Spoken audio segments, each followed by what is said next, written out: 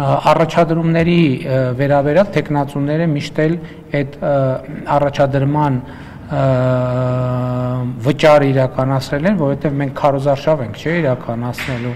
մենք պետք է նաև մեր ներդրում ունենանք, բավական ֆինանսավորելու։ Իհարկե մենք դրամահավաքել կկազմակերպենք եւ 17-ին էլ ենք կազմակերպել, 15-ին էլ, բայց դա նաև նրա համար է, որ մենք որևէ մեկը եթե տեխնացություն է առաջադրում, պետք է նաև ֆինանսական ներդրում ունենա, ընդ որում պարտադիր չէ անձնական, որովհետև մեր սկզբունքը հետևյալն է, որ տեխնացու լինել նշանակում է որոշակի առաջնորդություն։ Հետևաբար յուրաքանչյուրը կարող է կանխավարկածով իր միջավայրում,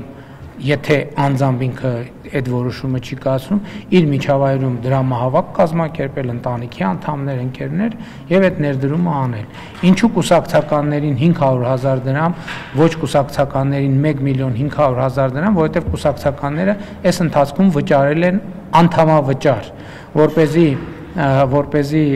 անհավասարություն չլինի, մենք հաշվարկել ենք մոտավորապես տարբերությունը, որ նույն վիճակին լինի, ներառյալ այս ընթացքում կուսակցականների վճարած անդամավճարները, որպեսզի հավասար պայմաններ լինեն բոլորի համար։